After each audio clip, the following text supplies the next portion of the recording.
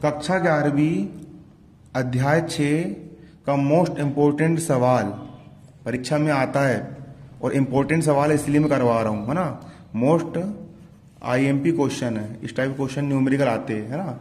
और इन क्वेश्चन के अध्ययन में आपको थ्योरी लिखने को आएगी, ये सवाल बन जाएंगे तो आराम से हो जाएगा। देखो सवाल हमारा ये बोल रहा है, निम्नलिखित आंकड़ों से CH3OH, किसकी? CH3OH, है ना, CH3OH, मेथेनॉल पढ़ते हैं इसको, मेथेनॉल की मानक विरचन एंथैल्पी डेल एच ज्ञात करो। इसका आपको एंथैल्पी परिवर्तन डेल एच ज्ञात करना है, मानक विरचन एंथैल्पी ज्ञात करना है। ये देखो ये लिखा है, ये मध्य प्रदेश 2018 में आया है, अच्छी किताब है, संडला नोती वाली किताब है अपनी, है ना। ये क्लियर? देखो अब सवाल देखो क्या दिया है। सवाल यहां पर आपको सवाल में कुछ आंकड़े दिए हैं। आपको पहला आंकड़ा दिया है CH3OH प्लस 3/2O2 से बना है आपका CO2 प्लस 2H2O, क्या बना है? Plus 2H2O। और इसमें एंथैल्पी परिवर्तन डेल एच कितना हो रहा है? -726 किलो जूल मोल इनवर्स। ये हो गया समीकरण 1। क्लियर? पक्का? अब C मतलब कार्बन, कार्बन मतलब ग्रेफाइट, ग्रेफाइट किसको बोलते हैं? ये पेंसिल की जो नोक होती है ना, ये ग्रेफाइट होती है ना। प्लस O2 से बना आपका CO2। इसमें एंथैल्पी परिवर्तन कितना हुआ आपका? -393 किलो जूल मोल इनवर्स। इसको हमने क्या दिए? समीकरण 2 नाम दिए समीकरण 2 नाम, है ना। अगला आपका H2 प्लस हाफ O2, इससे आपका H2O बना, क्या बना? इससे आपका H2O बना। और एंथैल्पी परिवर्तन डेल एच, एंथैल्पी परिवर्तन डेल एच कितना हुआ? -286 किलो जूल मोल इनवर्स। यहां पर 3 आंकड़े दिए हैं।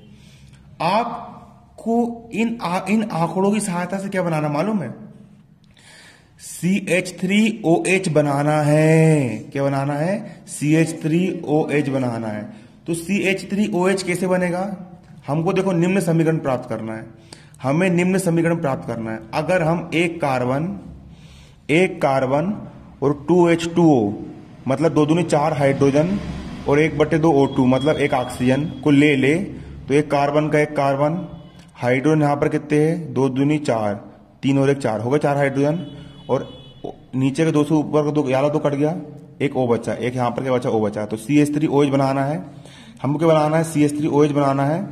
और CH3OH की मानक एंथैल्पी ज्ञात करना है, मतलब डेल एच का मान ज्ञात करना है, डेल एच का मान ज्ञात करना है। अब इस समीकरण को बनाने के लिए हम कुछ दिमाग लगाते हैं। दिमाग कैसे लगाएंगे?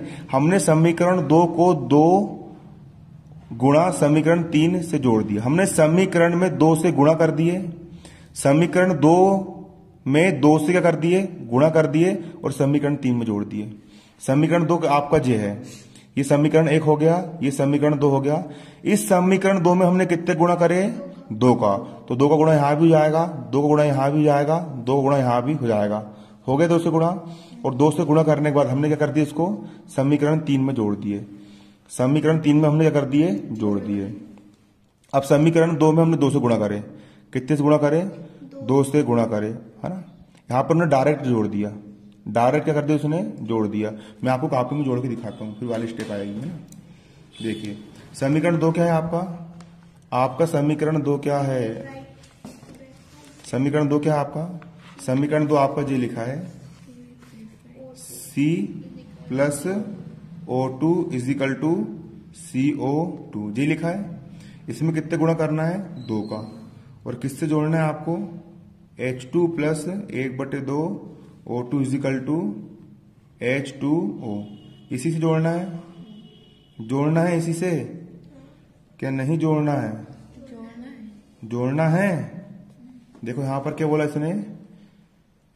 समीकरण 2 को 2 गुणा समीकरण 3 में जोड़ने पर, यहां पर आपको यह करना है कि समीकरण 2 को समीकरण 3 में 2 से गुणा करने पर जोड़ना है। मतलब समीकरण 3 में 2 का गुणा करना है। समीकरण किस में गुणा करना है? समीकरण 3 में 2 को गुणा करना है। समीकरण 3 क्या है आपका समीकरण 3 ये वाला है। इस समीकरण 3 में 2 का गुणा करना है। देखो यहां पर लिखा मैंने, लिख दिए।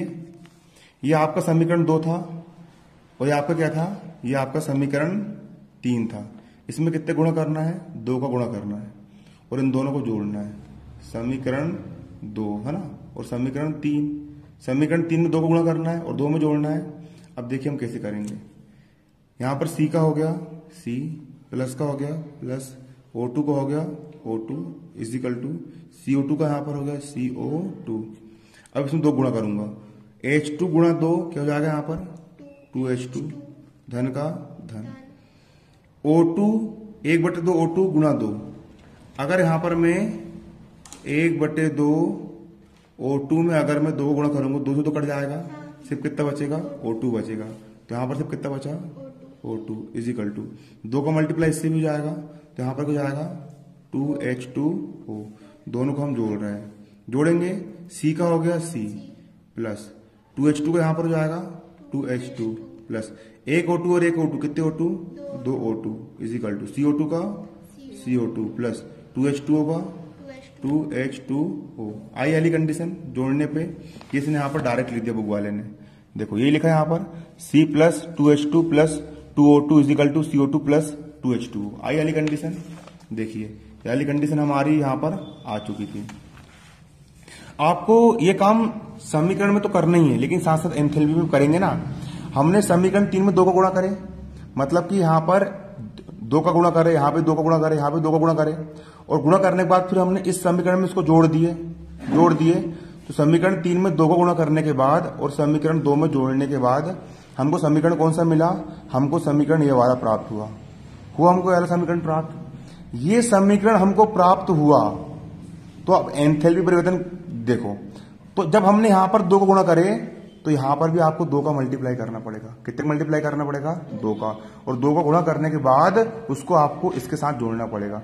जब आपने इसमें 2 को गुणा करे और इसके साथ जोड़े तो यहां पर एंथैल्पी परिवर्तन कितना है आपका -965 किलो जूल आ गया। इस समीकरण को हमने समीकरण 4 नाम दिए। क्या नाम दिए हमने, समीकरण 4 नाम दे दिए। अब अगली स्टेप में हम क्या करेंगे, समीकरण 1 का पक्ष बदलकर समीकरण 4 में जोड़ देंगे।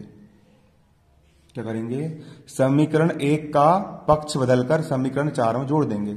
समीकरण 1 क्या है आपका, समीकरण 1 आपका ये है CH3OH plus 3/2 O2 is equal to CO2 plus 2H2। पक्ष बदलना मतलब इस वाले को इस तरफ ला लेंगे और इस वाले को उस तरफ ले लेंगे, बदल गया पक्ष। और पक्ष बदलने के बाद हम इसको क्या करेंगे, समीकरण 4 में जोड़ देंगे। इस समीकरण 4 में हम कर देंगे, इसको जोड़ देंगे। आ रहा समझ में, समीकरण 4 में हम कर देंगे, इसको जोड़ देंगे। देखो अब समीकरण 4 क्या है आपका समीकरण 4 ये लिखा है, इसको हमने यहां जैसे कि वैसे उतार दिए।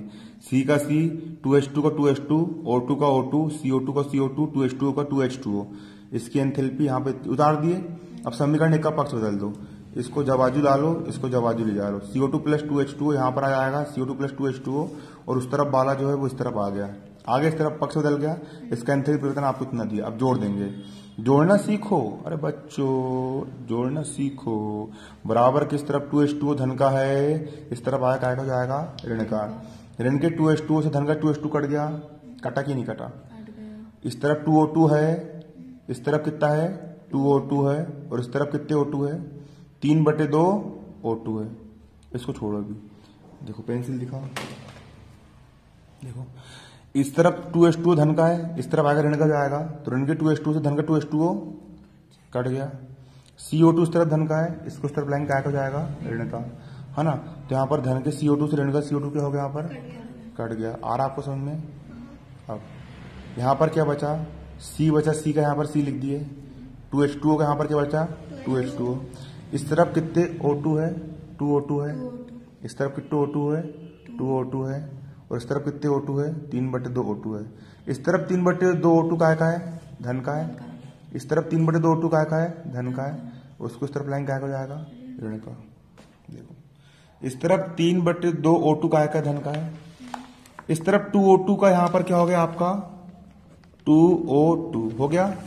अब इस तरफ 3/2 O2 धन का है, इस तरफ आया क्या हो जाएगा ऋण का। इस तरफ 3/2 O2 आया क्या हो जाएगा ऋण का। अब घटा रहा है, यहाँ पर भी O2 यहाँ पर भी O2, दोनों पास से O2 कॉमन निकल गया। यहाँ पर बचा 2 माइनस, यहाँ पर कितना बचा 3/2, बटे में कुछ नहीं 1 मान लिए। O2 का यहाँ पर हो गया O2, 2 और 1 का लघुत्तम कितना आया 2 आया, दो दूनी 4, ऋण 3 एक कम 3 एक कम 3, है ना। O2 का यहाँ पर हो गया O2, 4 में से 3 का 1/2, तो 1/2 O2 बचा। कितना बचा यहाँ पर? 1/2 O2। O2 को आपने हल कर लिया, कितना है? 1/2 O2। इस तरफ कितना बचा?